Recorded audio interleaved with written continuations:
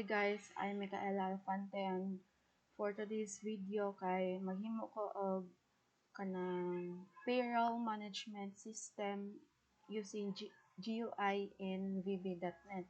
So una na guys kay naghimo na ko daan og design sa tuwang GUI. So nag-insert ko kog mga toolbox katong mga label, mga text box, then kaning button, then kaning data grid view kay diri lang nako i-store ang atong kanang data unya.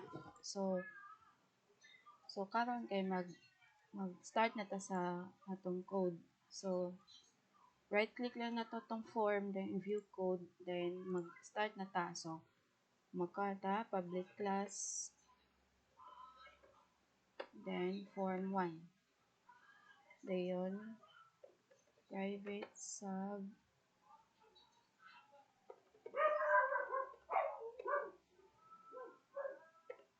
diri.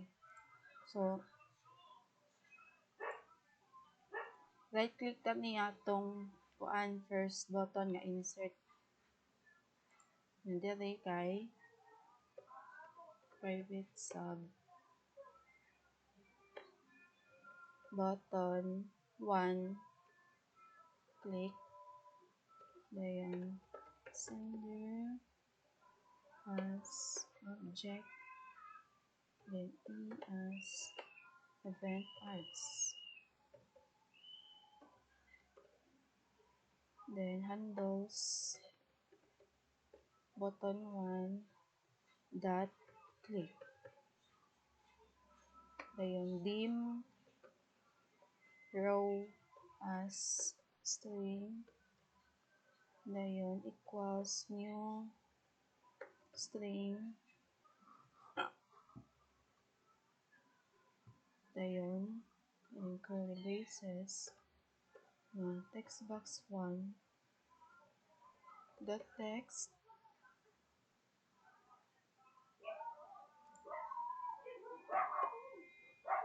box 2 dot text box 3 dot text box 4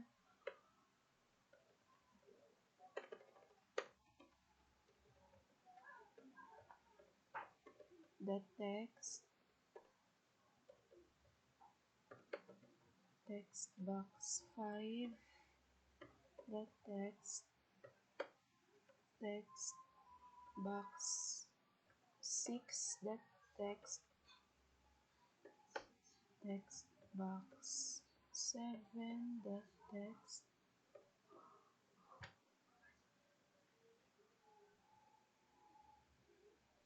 So hangtod din ni siya sa um,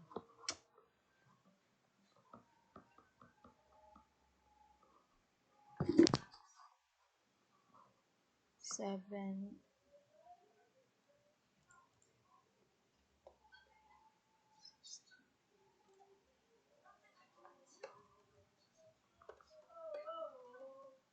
text box 8 dot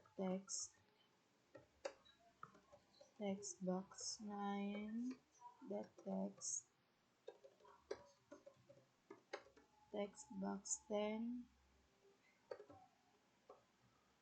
dot text, then text box 11 dot text, then text box 12 dot text, dayon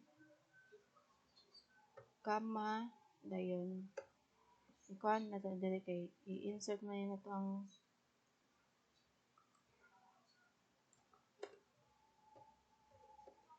calculate total,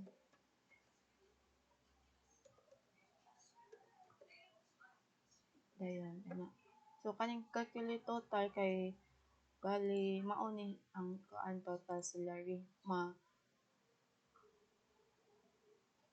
makuan siya nga to ba ma-store siya nga to sa kuan. Dayon sunod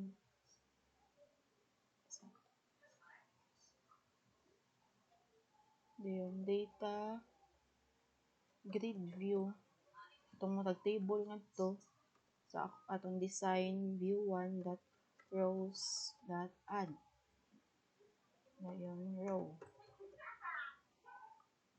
na. Then sunod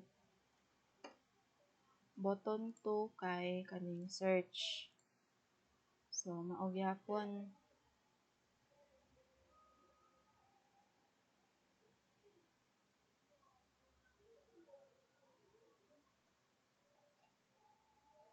copy lang to ni.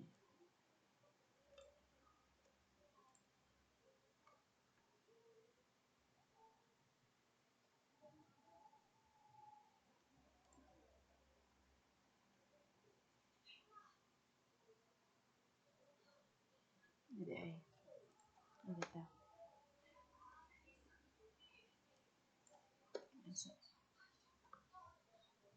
Dayon alisan na ni button 2. Then button 2.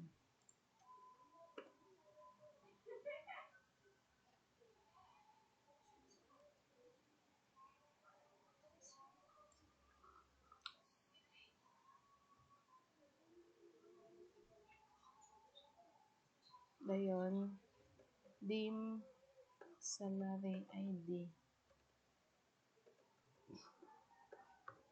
as string.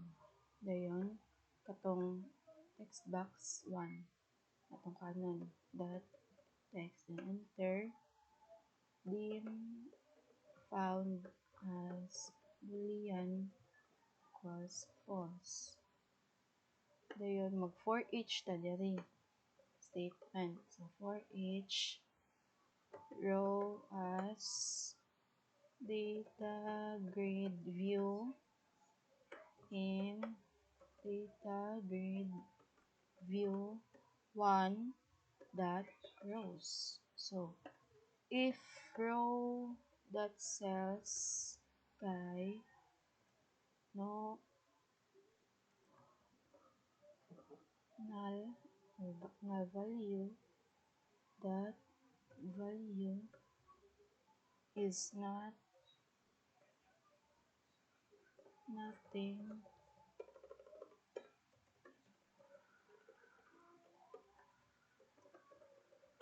and also row dot cells okay null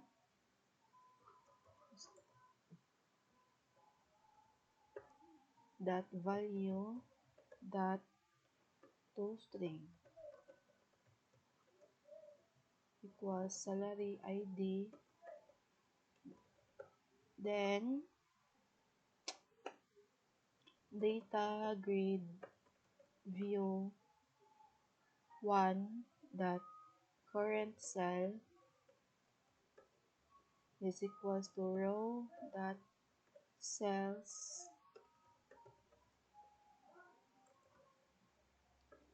zero dayon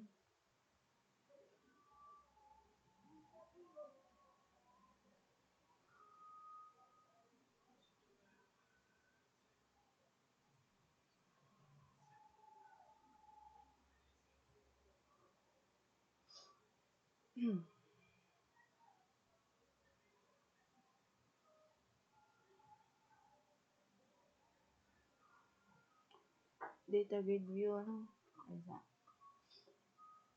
then if found kay true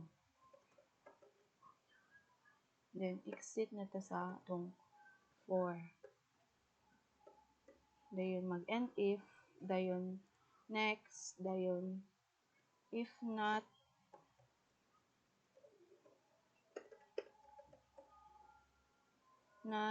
found then mo display siya og message box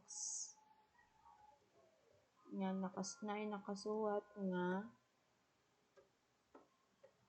salary ID is or salary ID not found na then quotation then closing and then and if dayon and sub. Dayon sunod ari na ta sa atong button 3. So unsa man atong button 3 kay kaning update. So ari ta. Kapihon na nato balik kani.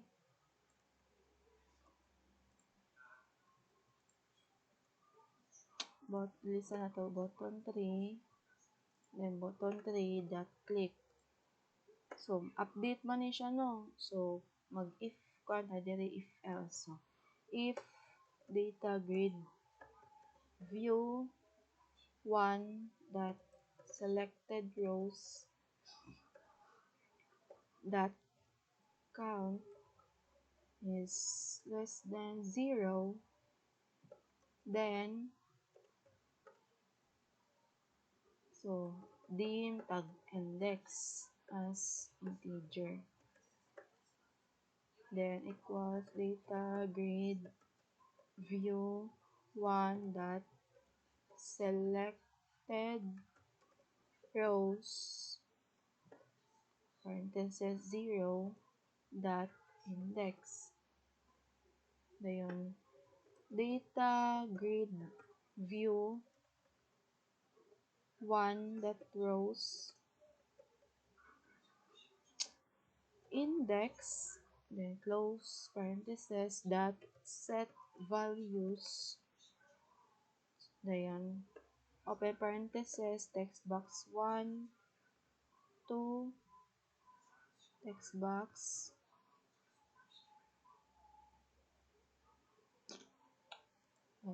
kapit ani.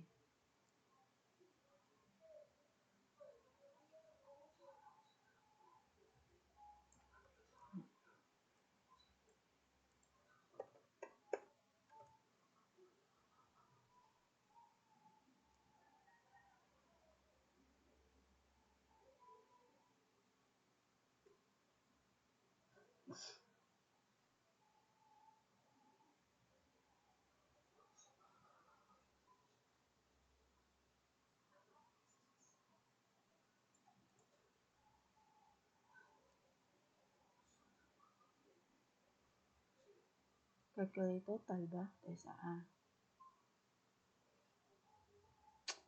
So kuwang siya og closing na.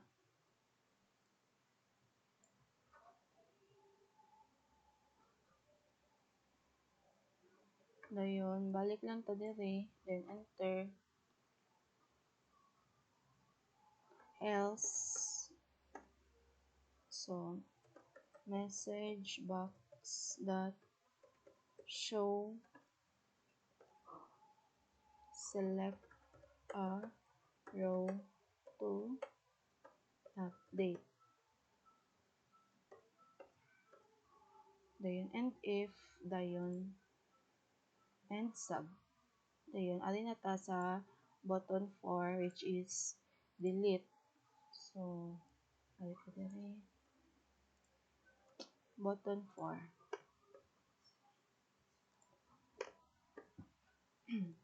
Enter. So kaning diri kay delete ni diri.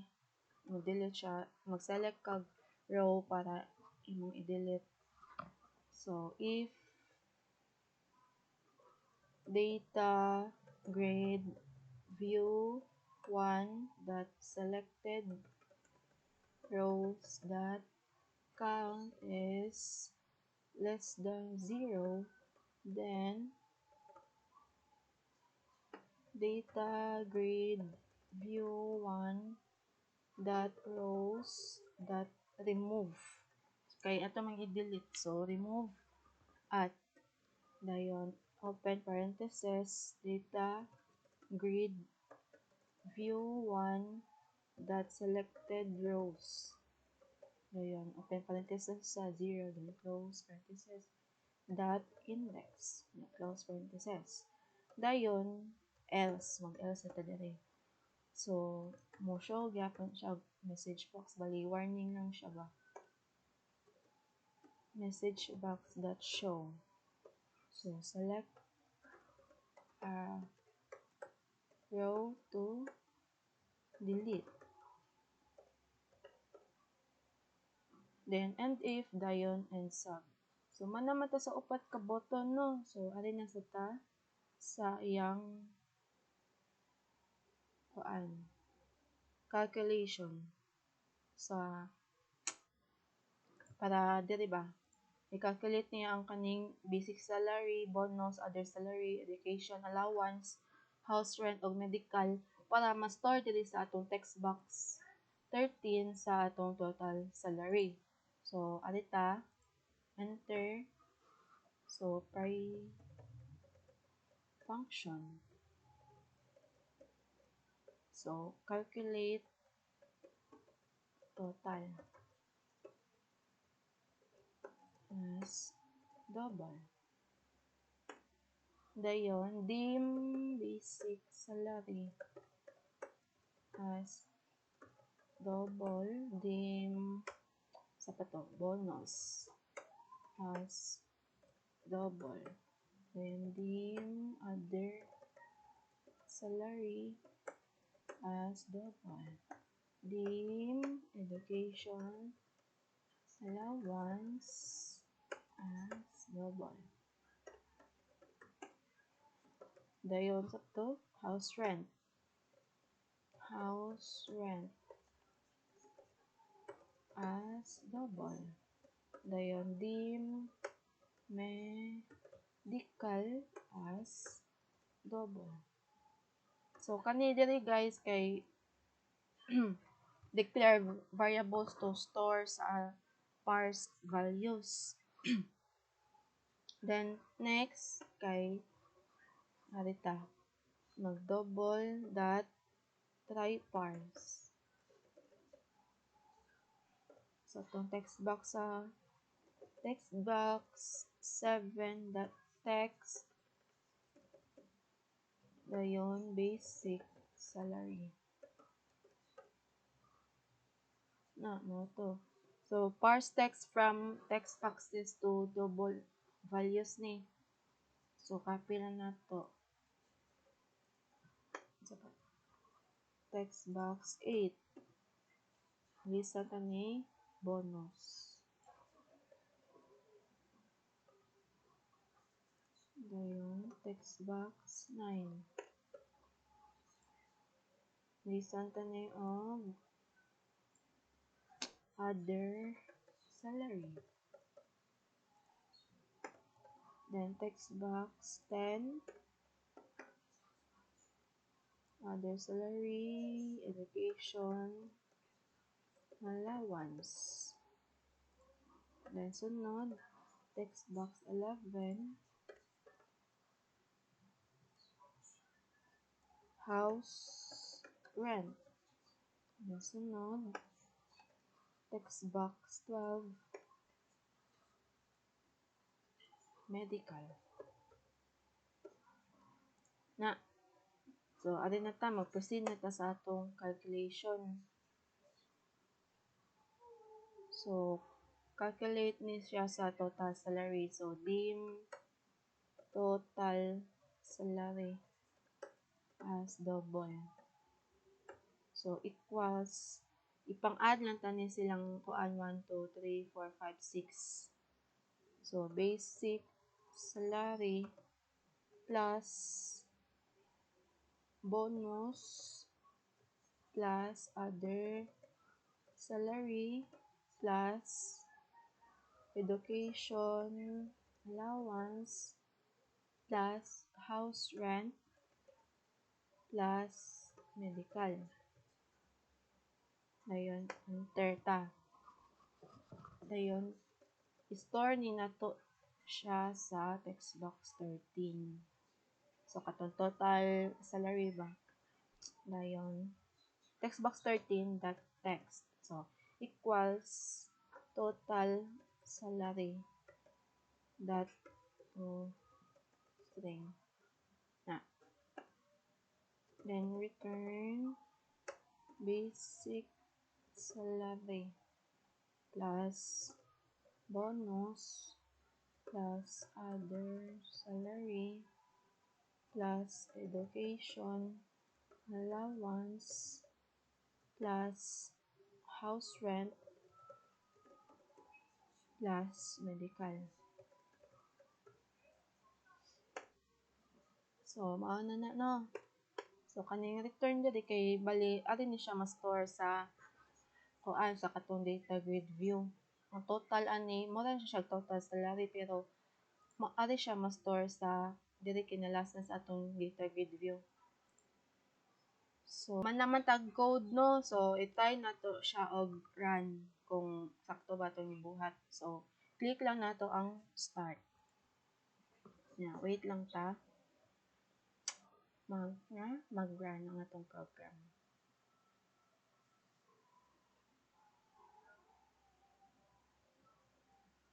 So, no, salary. So, mag-input tag salary ID. So, sample lang 1, then, na, employee name, ika, payment mode, account number, 1, 2, 3, bank, ay, so, basic salary, magbutang tag, sample lang niya, 100, then 100, 100, 100. So, mao ni siya guys. So, i-click, click na to sa insert. So, nalalari na insert na siya sa ato ang data grid view. Nakabantay mo na total, na-calculate niya ang total salary. So, mao to itong gihimo ganina. Na mga basic salary, 1, 2, 3, 4, 5, 6. So, 600 siya. Then, add tag bag-o. So, 2. Sample ang sa insert gihapon. So, tara. Kani nga cell, kani nga row, mao ni siya. Dayon, 3. So, insert gihapon. Dayon guys, kung mag-search ta, so, ang salary ID atong i-search. So, ang 3, ilisan na to og 2. So, dayon click na to ang search nga button. So, tanawa na to. O, tara guys, na-highlight ang 2. Dayon kung mag-update ta, i-click lang na to ang kani. Kay para ma-select niya ang tanan ang whole rows ba. So, update ta no. So, ilista na to og employee ID.